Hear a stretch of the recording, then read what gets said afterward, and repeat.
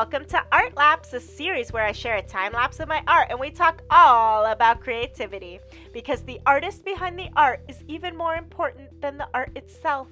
Today we are talking about fear and doubt in creativity, the foundation in which our entire life rests upon, including our creativity, affects and upholds the entire structure of our life.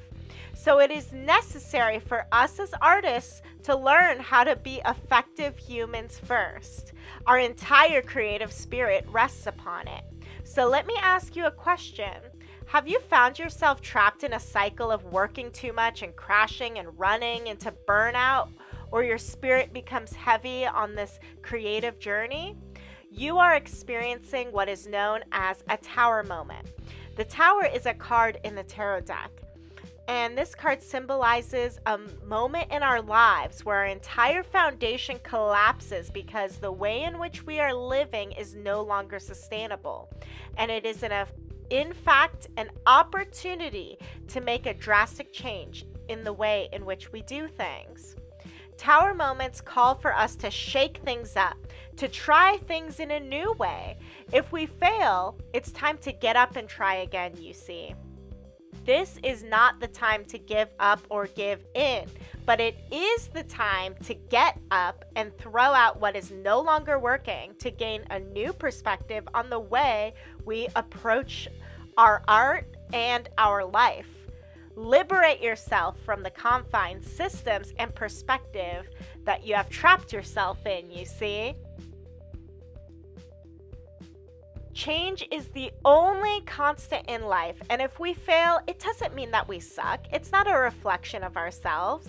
It means we have to find a new way to do things. You see, failure is an opportunity to learn and to grow, after all. Mistakes are one of the ways that humans learn. Change can be scary, but it is the nature of things that we must accept. We gotta learn how to roll with the punches of life, so to speak. So if we can learn how to catch ourselves when we fall and when we get down and out about our creative pursuits and projects, we can recover a lot quicker. We can begin to identify the things that are actually weighing our spirit down, like lack of structure or self-care, by identifying the need in ourselves that we are not fulfilling that is causing our spirit to feel so heavy.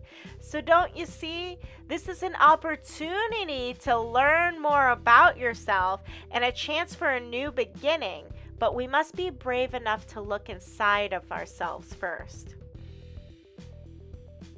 In these moments in which we want to give it all up or feel like we aren't good enough and don't measure up to other artists, is the time we need to confront our own reflection.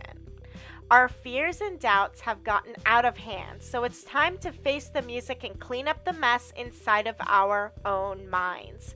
And the way we do that is by listening, observing, and then acting by taking care of ourselves.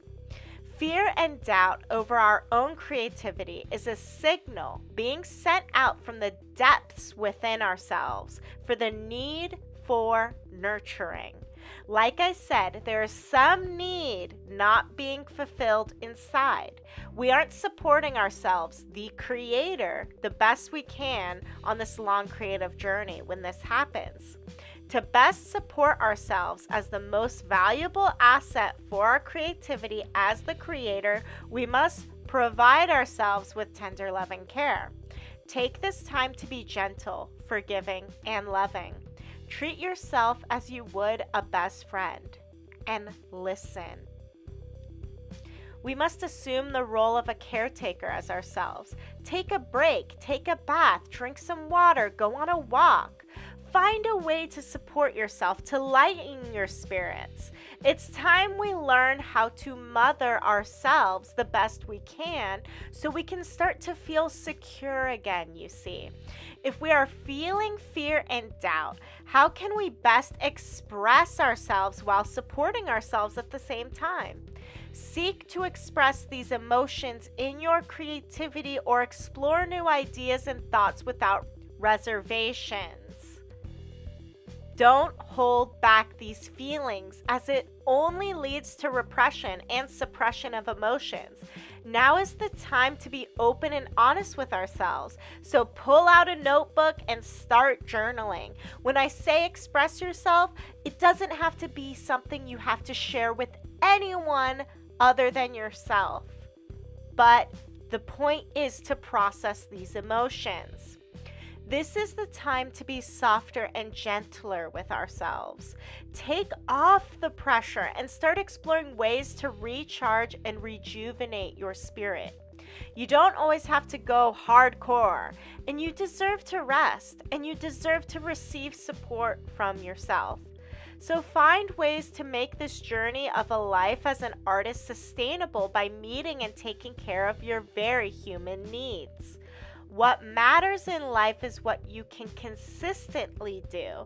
This is how we build sustainable systems. Maybe you are the type to meditate.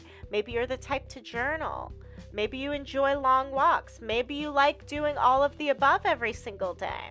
The point is, when you are feeling down and out, is when your spirit is calling you for support the most. So get curious and explore different ways that help you lift your spirits, and do it for yourself. Your art will only ever benefit from your well-being. That way you can start to feel relief and inspiration again. These hard periods happen for a reason. They happen so we can learn how to feed our spirit and rejuvenate our soul and creative battery. We may be feeling uninspired because we haven't been getting enough sleep, for example. This doesn't make us bad artists. This means that we're tired. So don't judge your art based on poor habits. That is why we must build good habits that uplift us, because we as creatives will only ever benefit, and thus our art will as well. The time for the starving, sacrificing artist is over. You deserve to feel good, you deserve to feel supported, and you deserve that relief right now, even if it's only something you can find within your breath.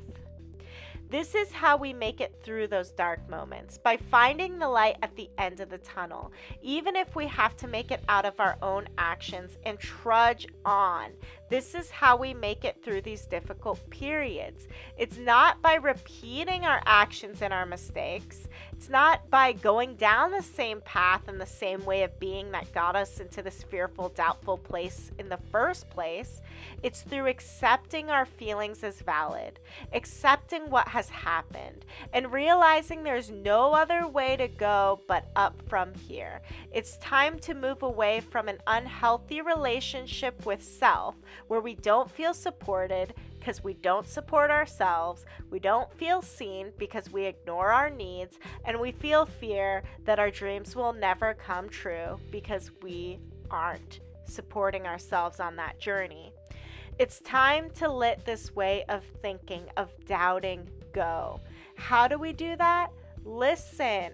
Recognize it for what it is, a signal from your spirit, and make the changes accordingly. Don't support or play into this way of thinking. Just recognize the needs that need to be met. Don't be a crutch to your inner fears by entertaining them. Be the motivator that helps see things through to prove these fears wrong. Don't squander your infinite love that resides in your heart, and learn to give it to yourself generously.